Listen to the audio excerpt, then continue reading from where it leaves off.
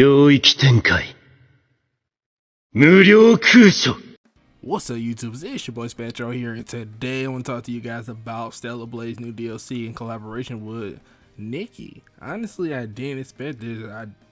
First time I heard about the game, bro. I looked up, I saw it was a third-person RPG game, under the same developers, Shift, and I was like, cool, cause like I saw the trailer, I saw the outfits fire, by the way, and then I saw the cool samurai girl, and then at the end, now I don't know, I forgot what her name was.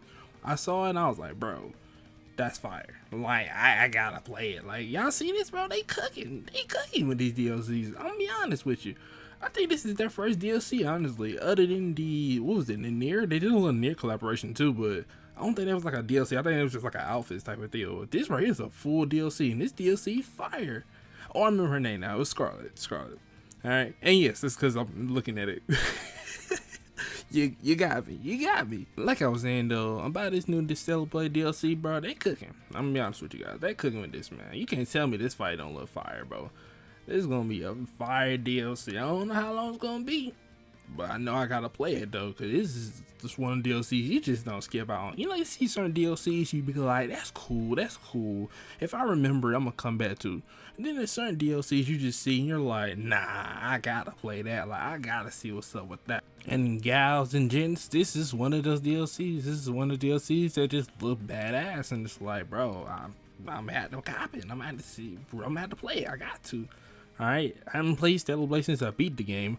Mostly because I'd already done a lot of side content when I played the game. It's a bad habit of mine. I only say a bad habit, it's just kind of a habit of mine, honestly. I just do a lot of side content when I also play the main game at the same time. Sometimes it results in me, you know, having a long time playing the game. Other times it's like, it's fun to do, honestly. You know, extra content to do, see what the game has to offer to its fullest extent. Now, I'm not talking 100% no platinum trophies type deal, but you know, just a side content, just to see what else the game has to offer. But anyways, back to Stellar Blade. And I also saw they added a new mode to Stellar Blade, where it's like basically a third-person shooter sort of mode. Was, I guess, was reflective of the was it Nikki game? Or was it Nikai? I think it's like Nikki or Nike. This looks like it's supposed to be. It's spelled like it's Nikkke, so it's like I don't know if it's supposed to be a Nike. I think it's supposed to be like Nike. All right, we're just gonna call it Nike, bro. Man, basically that game's like a shooter, so they added a shooter mode for the DLC into the game, so I think it's pretty cool. And then they got all the outfits, and I think the character designs for that game are really dope, honestly. And it's actually got some good ratings. I can't remember the exact rating, but I think it was like 4.7, 4.5. I saw like on the Google, I think for like Google Play Store, so it's really popular. It's up there, honestly, and that's like out of 5, so it's up there, guys. Like, people are really loving this game. It's really popular, and you know, it's good that it's getting more recognition. And who knows, it might be some more mobile games getting more collaborations with Stellar Blade. I thought they was done with the game. I thought Shift was already moving on to Stellar Blade 2, because they said it was going to work on a sequel for the game and probably not turn this into a franchise in its own. So I thought they was working on that. They probably is working on it, but I don't know what the deal is right now currently with the whole situation of that. But as far as everything else goes, it's like, yeah, they cooking right now. And they really adding more content to this game, and I can't complain. I'm glad they're adding more content to this game, so I hope they add even more content to it in the future. And they might just add some more crazy DLCs that we might not even see coming.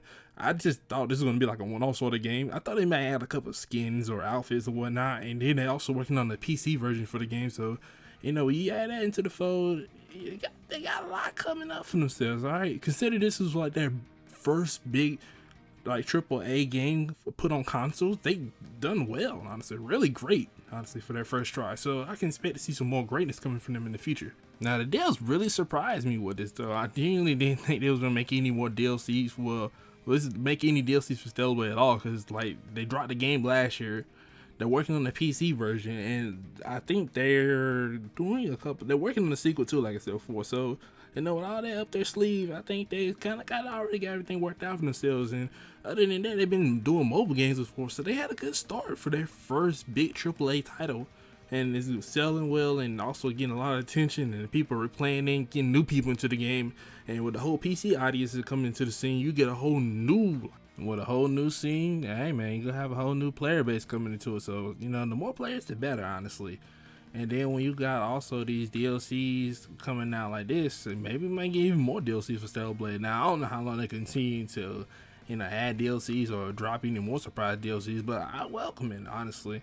And I think it's a good thing that they're adding more DLCs to the game because, you know, there's more content. You know, when you already beat the story, you know, most games like that, you kind of just done unless you're trying to replay it on the hardest difficulty or speed running it. Wherever the case may be, you know, usually that's one of the, you know, few things you might do to try to challenge yourself into the game. But I'm pretty sure there's some really diehard fans of the game at this point. I love the game as well, so it's great to see they continue to add more content to it, you know, and it may lead to some more, even more crazy things into the future. And don't mind that, guys, that's just a train in the background. But like I said, though, it may lead to even more content in the future of the game, and maybe it'll lead to some more interesting ideas for the future of Stellar Blade as a franchise when it goes into the sequel. I wonder what they're gonna do with that. Like, I kind of wonder like where the story's gonna go. Like maybe they'll just do another different like not Nintipo, but like Eve, like the angel robot. I forgot what they call them, honestly.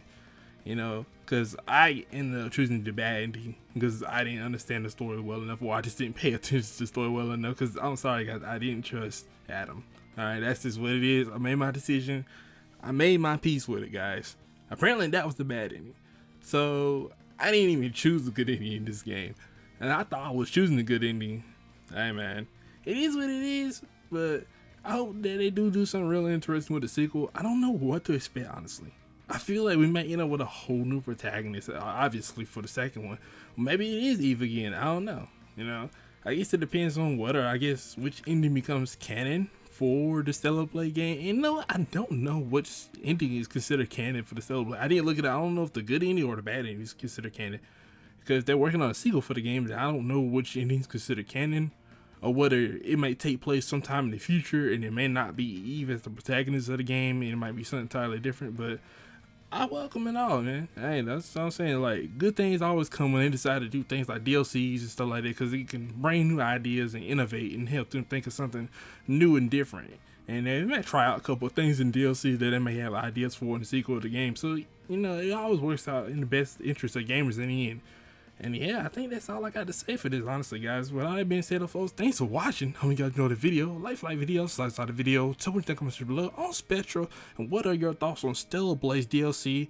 And what are your expectations of Stellar Blade as a franchise? Like, what direction you want to see this game go? I think there are many interesting directions that can take the story of Stellar Blade going forward, whether they want to continue with Eve's story or whether they want to continue with a whole new protagonist, but also keeping it, you know, within the same time span of what happened in the first game. So like I said, tell me what you think about that, and what do you feel like how that's gonna really go. I keep you guys next time. Spectral. See ya.